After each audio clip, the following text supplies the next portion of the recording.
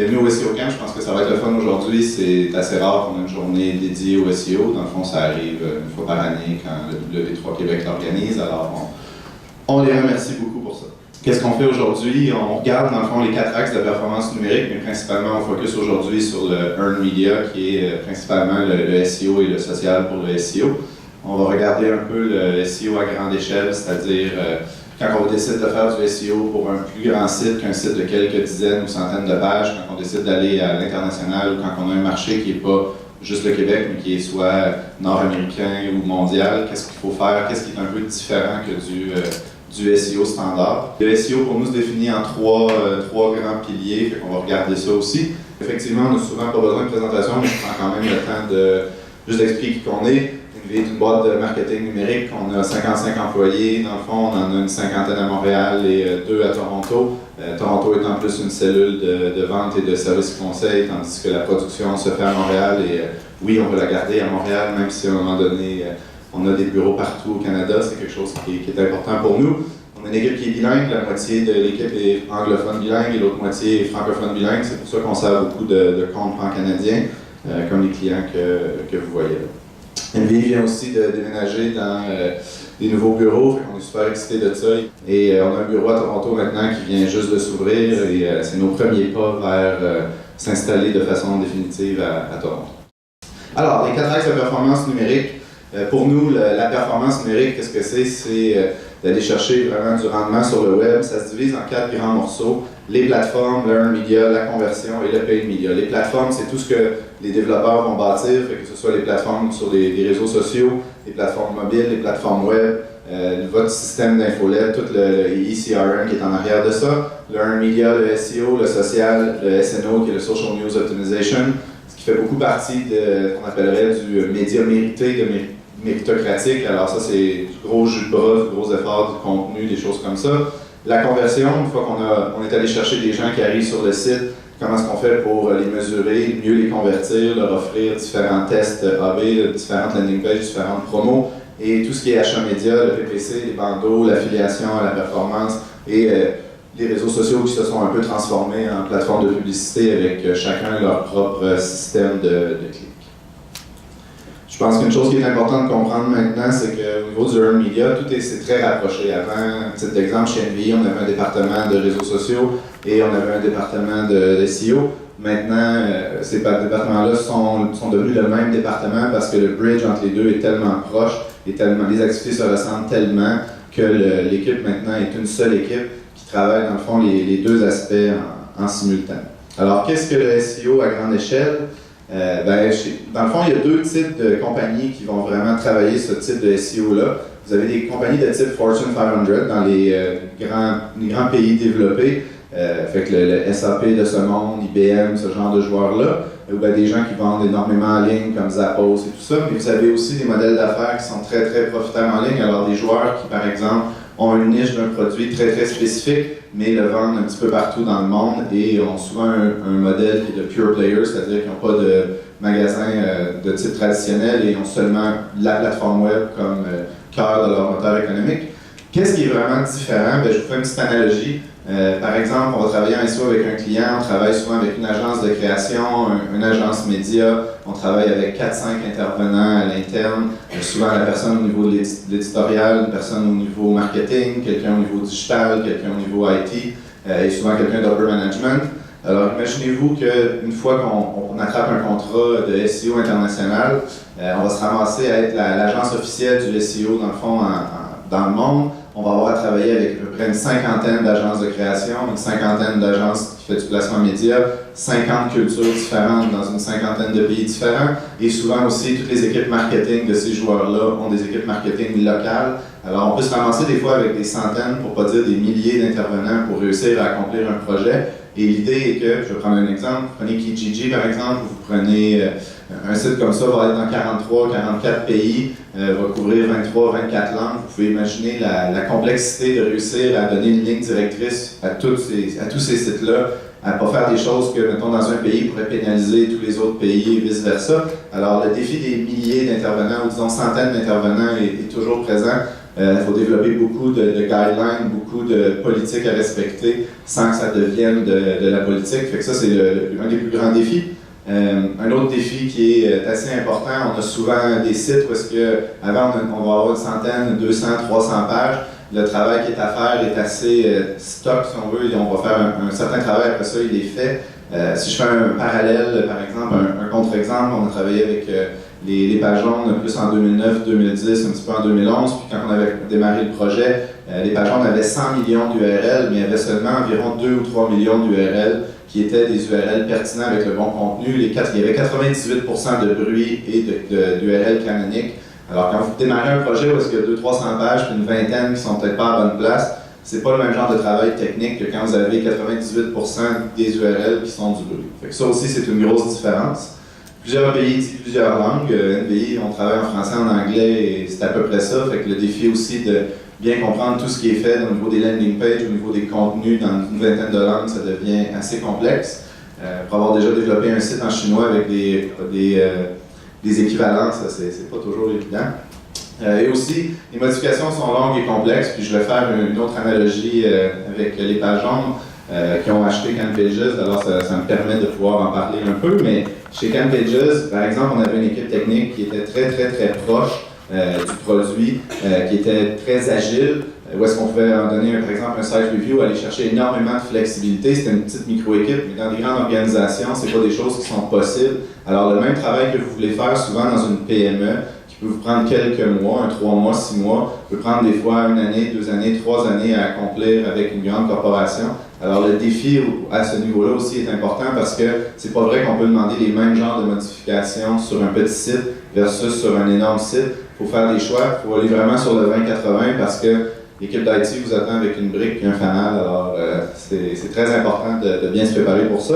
Et on a aussi le département légal qui prend de la place, c'est-à-dire que souvent, mettons, on a un client comme American Express qui ne nous permet pas de rien écrire sans que le légal l'ait lu. Vous pouvez vous imaginer la limitation que ça peut créer quand on veut distribuer du contenu, quand on veut développer un blog sur son site. Il y a énormément de freins, alors il faut être très créatif quand on arrive là. Les 3 piliers du SEO à grande échelle, dans le fond, ce sont l'expertise, la rigueur et la collaboration. L'expertise, ça prend une expertise assez profonde au niveau managérial, au niveau du marketing, au niveau de la technologie.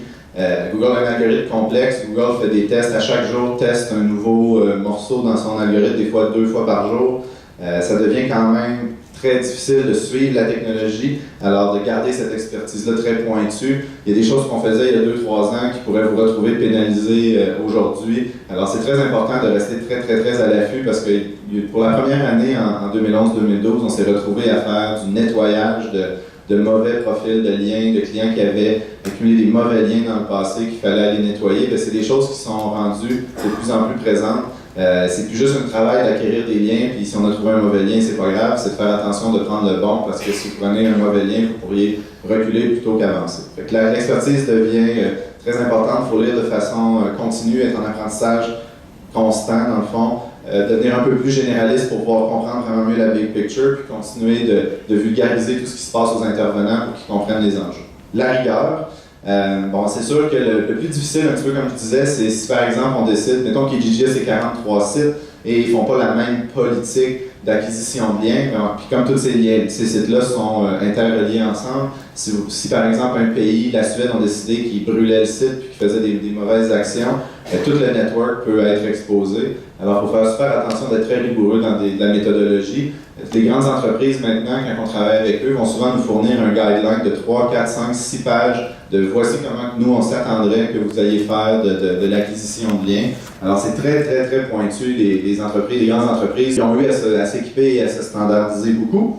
Dernière partie, la collaboration, comme on expliquait tantôt, il y a énormément de joueurs qui font partie de ce travail-là, des rédacteurs, des gens en marketing, des gens qui travaillent sur les offres promotionnelles. Le défi de réussir à faire collaborer tous ces gens-là ensemble est quelque chose qui est de tous les instants. Il faut que des deux côtés, il y ait des gestionnaires de projets qui sont très chevronnés. Fait que la combinaison de ces 3 choses-là, c'est vraiment ce qui peut aider et c'est ce qui est très différent un peu du SEO à plus petite échelle parce que la rigueur est peut-être un petit peu moins de mise, la collaboration peut se faire à 2-3 intervenants, L'expertise, des fois, si elle traîne sur une personne et demie, alors qu'on multiplie ça par des facteurs de 10, 20 ou 50 quand on travaille avec des clients qui sont plus à l'international. Si on se demande après ça, dans un setup comme ça, qu'est-ce qu'on devrait internaliser et externaliser quand on fait du SEO large scale? L'équipe SEO à l'interne va souvent définir les buts et les objectifs de la campagne. L'agence SEO elle va challenger un peu les objectifs. Est-ce qu'ils sont atteignables? De quelle façon on veut les atteindre? Est-ce qu'on a la flexibilité qu'on souhaite pour réussir à atteindre ces objectifs-là? L'équipe SEO va souvent, l'équipe de l'agence SEO va faire un gros document, par exemple un énorme site review d'une trentaine, quarantaine de pages, va lister toutes les priorités hautes, moyennes, basses qu'il faut faire pour améliorer le site. Et souvent, l'équipe SEO à l'interne va prendre un peu le relais et aller faire toutes ces implantations-là avec le IT. L'agence SEO va souvent travailler les campagnes d'acquisition de liens de grande envergure, fait que de façon ongoing, à accumuler des liens. De l'autre côté, l'équipe interne va travailler davantage à impliquer plus de joueurs. Parce que souvent, à l'interne, c'est pas tout le monde qui est sensibilisé. L'éditeur, quand il écrit quelque chose, il n'est pas nécessairement en train d'utiliser Google Keyword Tool pour écrire des mots, il ne fait pas nécessairement un interlinking de qualité. La personne qui fait une offre promotionnelle en marketing n'est pas nécessairement en train de tester ses offres promo sur le web avant de les décliner en radio, télé, journal, etc. Alors, il y a énormément d'implications à aller chercher de l'équipe interne. L'upper management, des fois, n'est pas sensibilisé. Alors, quand vous arrivez à minuit moins une, qu'il faut mettre un site en ligne, que ça fait 9 mois qu'on dit que si on ne fait pas les bonnes redirections, on va perdre de poids. Il faut que la personne d'upper management soit prête à arrêter la télé, arrêter la publicité qui est prévue pour la date de lancement et décaler ça d'une semaine ou deux. C'est pas facile. Alors, c'est toutes ces choses-là qui font qu'il faut essayer de faire le plus d'évangélisation possible à l'interne pour avoir des gatekeepers à l'interne, avoir des gens qui vont défendre le SEO, puis qui vont comprendre aussi que plus ils en font et plus c'est bien fait, plus ils ont des chances de conserver leur emploi ou d'aller chercher des collègues qui vont joindre à leur équipe. Parce qu'en programmation, ça peut demander d'aller chercher plus de programmeurs pour faire des modifications, plus de personnes qui vont écrire du contenu, etc. Ensuite, l'agence va souvent travailler à faire de la consultation et une stratégie générale de contenu, mais on va préférer avoir une équipe de SEO et de rédacteurs à l'interne qui va créer ce contenu-là. D'un point de vue, si vous payez une agence pour écrire du contenu, ça peut revenir à coûter quand même assez cher. Et aussi au niveau des formations, des trainings, l'agence va fournir beaucoup de formations et l'équipe interne va donner un peu de feedback sur ces formations-là, voir qu'est-ce qui a été intéressant, qu'est-ce qui était moins intéressant, qu'est-ce qui sont les prochaines étapes, les prochaines formations à donner.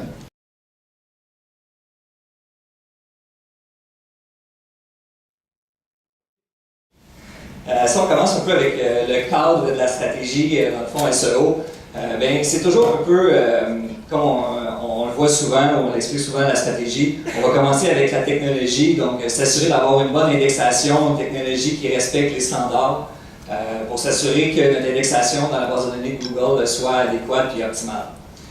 Par la suite, ça va passer beaucoup par le contenu, où on va avoir un contenu qui est pertinent, qui est réfléchi, basé sur des mots-clés, mais qui est aussi bon, qui va se faire partager.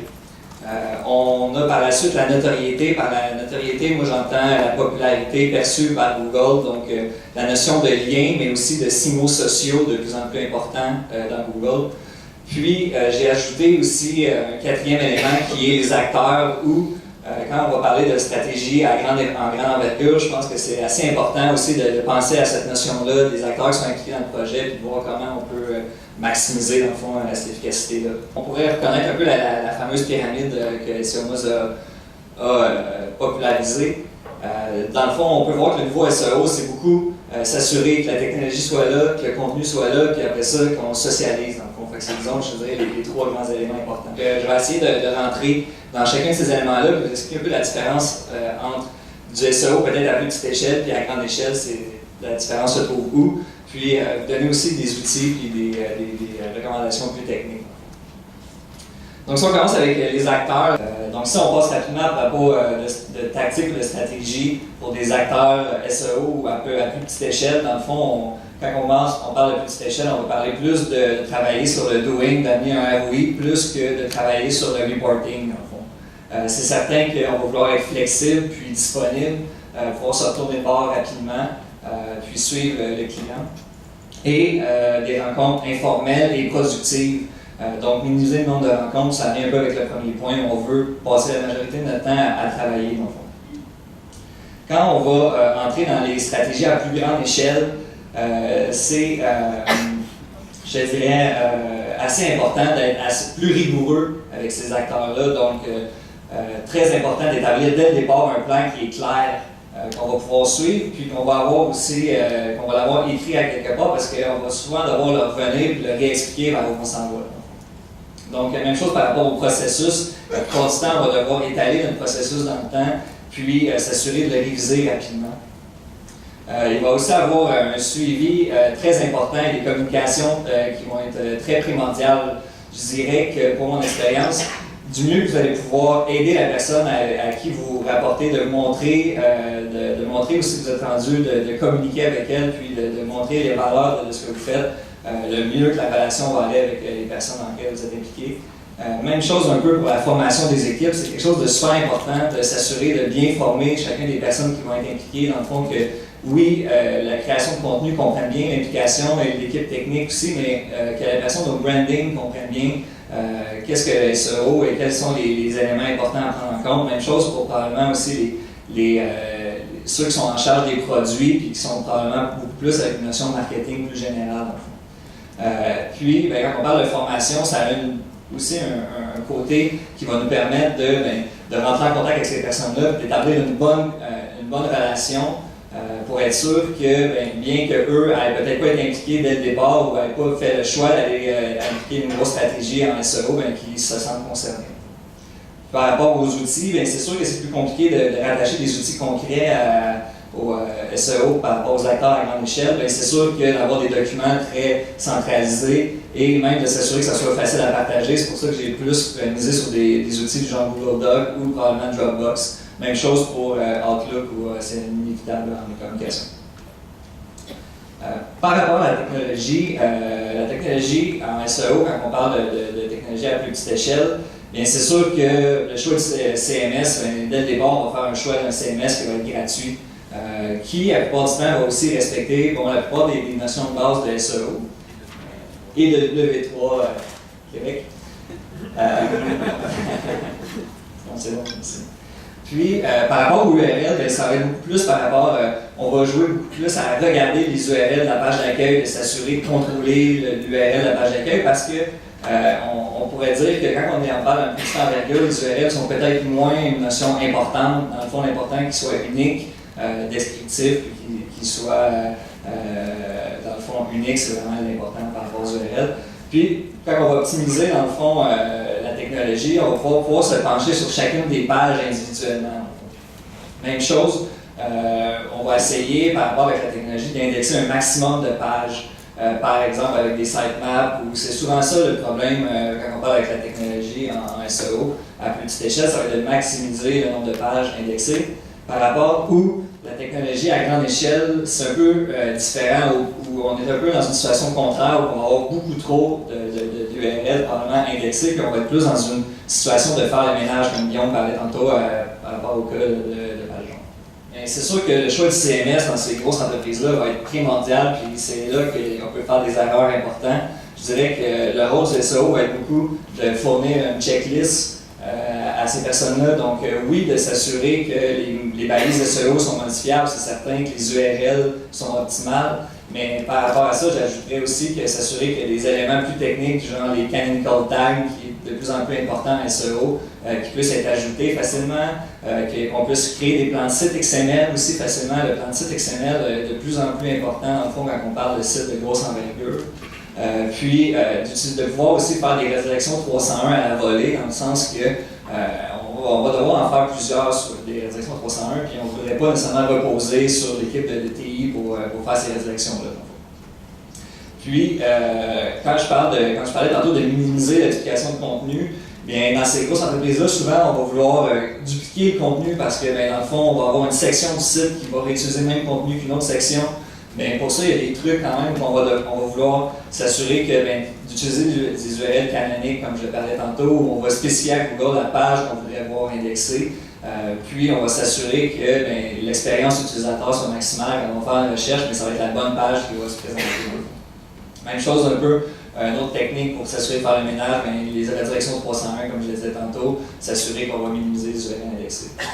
Puis quand on va parler de technologie à grande échelle, c'est certain que Google Webmaster Master Tool va être très important. Il va nous permettre de voir des erreurs déjà, de répertorier ces erreurs-là. Il y a aussi le logiciel de Xenu, qui est un crawler qui va naviguer dans votre site, puis il va indexer les URL comme un peu un engin de recherche pourrait le faire. Puis ça va vous permettre de voir des patterns ou de voir rapidement, je vois que j'ai réellement 3 fois le même titre de page, mais je vais pouvoir voir qu'est-ce qu'ils vont tout dupliquer, puis de pouvoir scaler un peu cette notion-là d'audit de site. Oh. Désolé. Donc, par rapport à la technologie, je voulais vous parler quand même aussi d'un point un peu plus important. Dans le fond, moi, quand j'ai commencé en SEO, je me disais que quand tu te positionnais premier, bien, dans le fond, tu avais le plus de visites, puis tu avais le plus de ventes. C'est de moins en moins vrai. Quand on regarde cette page-là, on peut rapidement voir que sur une recherche sur le voyage à Cuba, on voit que Voyage à Rabais a, lui, implanté des micro-formats d'avis. Donc, on peut se voir que le taux de clic peut être facilement augmenté, dans le fond, en utilisant ce genre d'outils-là. Les micro-formats, pour peut-être ceux qui ne connaîtraient pas cet élément-là, c'est que des éléments que tu vas rajouter dans ton code pour donner un peu plus de pertinence à ton contenu, pour dire « ceci est mon adresse, ceci sont mes avis ». Donc, je vous dirais que c'est un élément à mettre en place rapidement. C'est exactement une des tactiques pour un SEO à grande échelle. Comme c'est facile à mettre en place, on peut le déployer dans le template puis le déployer sur toutes les pages. Donc, j'ai mis les adresses, très important quand on va faire pour le référencement local. C'est certain que d'avoir des micro-formats et d'avoir placé nos adresses avec des micro-formats adéquats, c'est intéressant. Même chose pour les avis qu'on voit présentement ici. Puis, récemment aussi, il y a des produits. N'importe qui va vendre, va faire du commerce en ligne, devrait installer ces micro-formats-là de produits. Maintenant, ils sont disponibles dans tous les pays aussi, donc c'est à implanter rapidement. Après ça, je voulais aussi vous parler aussi de la migration du site. Je dirais que la migration du site, c'est souvent une étape qui est négligée, je dirais même absent, puis ça peut poser de gros problèmes. Donc, dans le fond, quand on va parler de migration du site, on va s'assurer de donner à Google notre nouvelle adresse, nos nouveaux URL, disons que la structure du site aurait changé. Puis par rapport à ça, il faut se demander aussi quand on va effectuer cette migration-là du site, parce qu'on veut minimiser dans le fond l'effet sur les ventes. Et quand dans le processus aussi de changement de site, on devrait impliquer cette migration de site-là.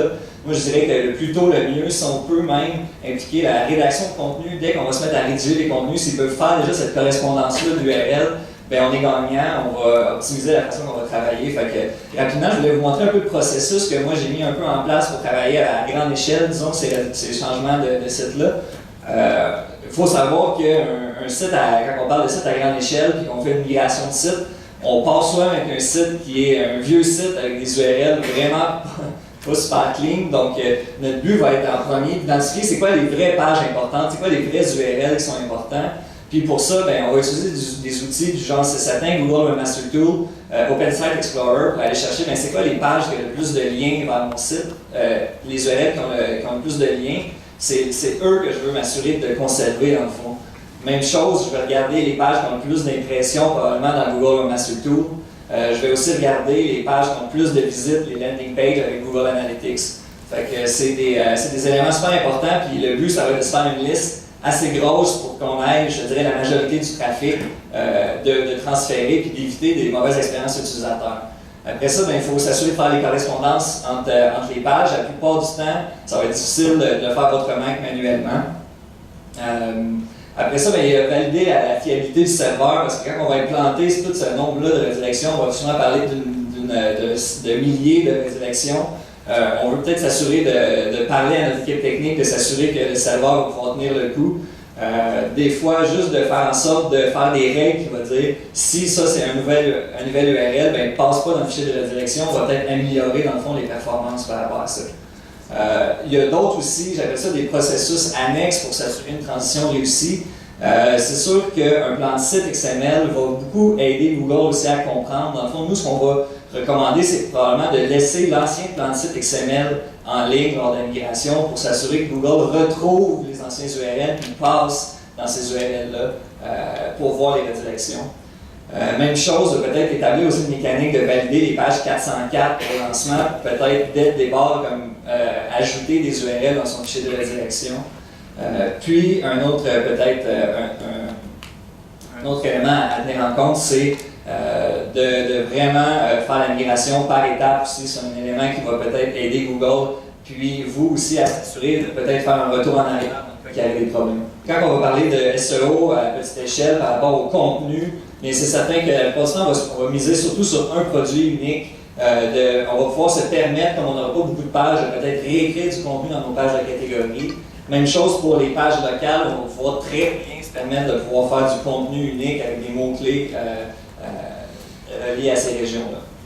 Si on parle de SEO à grande échelle, qui est relié au contenu, il faut penser que c'est sûr que la brief initiale est très important pour avoir une meilleure idée possible de c'est quoi les objectifs et c'est quoi les mots-clés que le client habituellement connaît beaucoup plus que vous.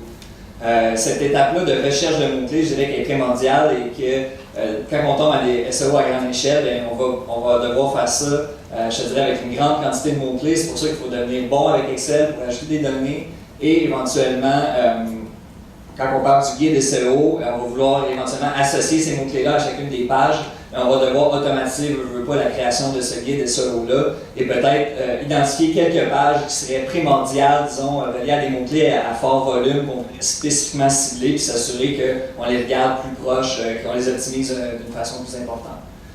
Donc, tout ça va découler plusieurs stratégies, disons, reliées au contenu. Donc, déjà pour des sites à grande envergure, souvent de juste ajouter du nouveau contenu ou du contenu qu'il y avait déjà mais qui n'était pas disponible. Donc, dans le fond, peut-être qu'il était caché en arrière d'un engin de recherche justement pour trouver ce contenu-là, d'ajouter aussi du contenu plus social sous forme d'un blog. Ça peut être intéressant pour eux sur un site souvent très relié produits et ventes. Il faut aussi penser à acheter des contenus sous diverses formes, dans le sens des vidéos, des infographies, qui est très populaire ces temps-ci, et qui va bien se partager pour essayer de maximiser, dans le fond, l'effet viral de ce contenu-là. Donc, s'assurer aussi que les boutons de partage soient là. Parce que, quand on va parler de sites à grande échelle, le contenu est souvent difficile de créer du contenu unique. Et là, de là pourquoi de maximiser aussi les stratégies de contenu générées par les utilisateurs. Donc, de s'assurer que son contenu utilisateur et qu'on peut se générer du contenu avec nos pages de produits, par exemple. Je voulais aussi parler un peu spécifiquement de la stratégie de contenu reliée au local et international quand on parle de contenu à grande échelle. C'est souvent des éléments que je vois revenir dans des mandats à grande échelle où, quand on parle de stratégie locale, on va s'assurer de trois choses, d'avoir une structure de lien qui va permettre de trouver ces pages-là locales. Souvent, on va dire oui, j'ai des pages sur chacun de mes magasins, mais sont derrière un engin de recherche, on ne pourra pas les trouver. Il faut peut-être s'assurer que dans le plan de site, on peut trouver ces pages-là.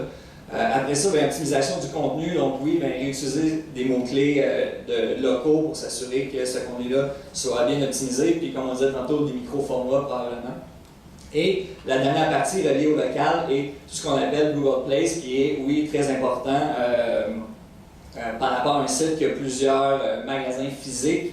Donc, quand on va parler de Google Place à grande échelle, c'est certain que on va faire ça on va plutôt se créer un gros fichier Excel qui contient tous nos magasins pour les faire valider d'une seule fois, donc on appelle le bulk upload.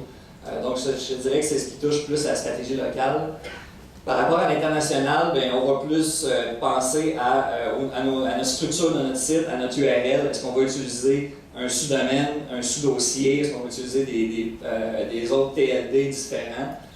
Pour moi, j'aime bien la stratégie des TLD qui va bien se positionner localement. Sinon, je dirais sous-dossier, mais encore là, c'est très semblable par rapport à un sous-dossier, sous-domaine.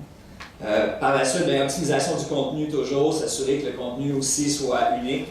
Et dernier élément que je voulais parler un peu plus précis par rapport à la stratégie à l'international de contenu, il y a aussi des tags qui s'appellent le rel alternate, où tu vas pouvoir spécifier à Google très bien que ce contenu-là en anglais est le même aux États-Unis qu'au UK, mais que les prix sont différents. Donc vous allez déjà aider Google à lui dire ceci est une version alternative de mon contenu.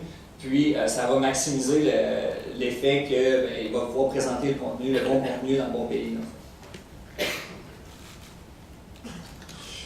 Par la suite, on va tomber dans la dernière section qui est la notoriété. C'est certain que quand on va parler de liens, d'acquisition de liens à petite échelle, ça va être plus des trucs du genre des liens faciles qu'on va pouvoir aller chercher, des contacts, le blog personnel, des échanges un pour un. Des stratégies, je te dirais, qui sont à grande échelle d'acquisition de liens qui sont faciles, dans le sens que un des liens les plus faciles qu'on va aller chercher quand on parle de sites à grande échelle, c'est des liens internes. C'est quelque chose qui quand même compte pour beaucoup. D'effectuer des partenariats aussi, d'aller voir, on a probablement beaucoup de partenaires, puis on ne pense pas dans nos négociations d'inclure cette notion-là de lien. Une petite parenthèse très rapide, justement, il faut faire attention quand on va jouer avec des clients à grande échelle en acquisition de liens. On peut voir, j'ai un exemple, je vous ai entendu parler de Home Depot, où, avec une très bonne idée, on contacté leurs partenaires pour leur dire « Hey, vous devriez lier vers nous ». Par exemple, ils l'ont mal fait, ils leur ont dit que le lien n'avait pas besoin d'être visible et que ça allait aider les clients de lier vers Home Depot. Et on a plusieurs articles qui se sont écrits sur le sujet, donc c'est quelque chose qu'on est à risque. Même chose si on parle d'achat de liens, est-ce qu'on fait de l'achat de liens, on a des stratégies à grande échelle, il faut faire attention avec les grands joueurs qui se sont fait prendre dans le fond. Sinon, rapidement, c'est sûr que des badges, des widgets, c'est des éléments qui vont t'aider à déployer beaucoup de liens à grande échelle. Même chose pour regarder des fois des pages ou des erreurs, des liens qu'on aurait vers des pages 404 qui sont des liens perdus et qu'on voudrait ramener vers des pages adéquates avec des redirections 301. Et dernier élément par rapport aux vidéos, aux infographies, souvent on ne pense pas à bien faire, de faciliter la vie de la personne qui voudrait faire un lien, donc de s'assurer de toujours avoir le code pour pouvoir ajouter le contenu sur son site pour pouvoir le partager facilement. Le dernier élément, je vais quand même toucher le partage social. C'est certain que les signaux sociaux sont de plus en plus importants dans la notion de notoriété. Donc, c'est certain que quand on va parler de la stratégie sociale, on va vouloir augmenter sa visibilité, d'avoir plus de confiance, d'avoir d'être perçu comme l'autorité, puis d'éventuellement pousser à la conversion. Je voulais vous parler rapidement d'une stratégie de promotion sociale qui pourrait être faite à l'interne. C'est souvent aussi quelque chose qu'on ne pense pas, dans le fond, qu'on a souvent des milliers d'employés qui, eux, pourraient être notre première personne qu'on pourrait impliquer. Donc, je vous ai mis ici rapidement une stratégie où on veut définir, sélectionner des mots-clés, puis on va vouloir jouer des fois avec des mots-clés, je dirais, plus long terme, ou qu'on va vouloir pousser des articles dans notre blog, puis vouloir le fait que nos employés le partagent, et qu'on puisse améliorer notre positionnement. Donc, c'est ce que je voulais voir par rapport au partage social. Puis, un dernier point aussi qui était par rapport à la notoriété, sans vouloir rentrer dans le détail, SEO Moz ont sorti dernièrement un article qui parle de les author-read page rank, dans le fond, où la notion d'auteur maintenant, Google a peut-être plus de la misère à comprendre où les liens sont peut-être plus la façon optimale pour Google de comprendre qui est l'autorité et va beaucoup plus maintenant miser à utiliser les signaux sociaux disons principalement de Google+, comme pour lui, c'est difficile pour lui d'avoir accès à Twitter et à Facebook. Donc, une stratégie assez facile de publication avec Google+, c'est de s'assurer d'avoir créé son compte, d'avoir lié son compte aussi quand tu vas avoir le fait d'avoir dans ton article un lien vers ton profil d'auteur, puis sur ton profil Google+, un lien vers ton article. Ça va réussir à montrer à Google, puis lui faire comprendre que tu es un auteur populaire, puis que tu devrais donner du crédit aux liens dans lesquels tu vas ajouter tes liens dans ton article. Donc, soit s'assurer de bâtir son autorité dans son domaine, ça va être une stratégie qui va être vraiment intéressante à développer. Et si on ne veut pas bâtir nos propres auteurs, c'est de s'assurer, dans ce cas-là, de contacter les auteurs qui sont perçus comme populaires et avec une notoriété forte dans notre domaine. Je termine rapidement avec 6 outils et le 7e sera le prochain présentateur, alors j'ai pas volé son scoop. SEO Moz, dans le fond, toute la suite de SEO Moz pour le prix, je pense que c'est super intéressant. Depuis que Yahoo Site Explorer a été débranché, c'est la seule façon d'avoir une idée de façon précise des liens des compétiteurs ont pour essayer d'aller acquérir ce genre de liens-là. Une barre d'outils qui est très pratique aussi quand vous vous promenez, puis pour avoir des signaux sur si une page est bonne ou pas. La comparaison de performance de site aussi, c'est bien le fun. Le Raven Tools, qui était une agence de SEO avant, mais qui ont développé leurs produits internes, puis après ça, on décide de le commercialiser, ils ont arrêté de faire du SEO. Un excellent tableau de bord, il y a plusieurs intégrations d'outils ou d'API comme Google Analytics, SEMrush, WordTracker, SEO Moz. BrightEdge, qui est plus en mode tableau de bord, qui regarde un peu la compétition aussi, fait beaucoup de stratégies, suggère des stratégies plus pour du long tail et un outil intéressant de collaboration. SEO Clarity, qui est un des leaders dans l'industrie en termes de plateforme. C'est une plateforme pour vous aider à gérer le SEO et le social. Il y a des alertes en temps réel, par exemple, quand les liens tombent down, des choses comme ça, des rapports personnalisables. Search Metrics, qui est un outil de monitoring de mots-clés, de concurrence, gestion des liens, puis des rapports personnalisés. Et Lynx, qui est un outil propriétaire de NVI, où est-ce qu'on a peut-être développé, peut-être mis 10 000 heures environ à développer une toolbar que toute notre équipe utilise puis qui nous permet d'aller chercher des liens peut-être 50% plus vite que la compétition en ayant accès à toutes les données, en créant une grosse base de données en arrière. On a tout divisé ça en une douzaine de verticaux, on a presque 10 000 noms de domaines à l'intérieur de cette base de données-là privée. Alors quand on commence à travailler avec un client, et qu'on a déjà accès à 4, 5, 6, 7, 800 sites web pour démarrer les campagnes d'acquisition de liens, ça fait une belle différence.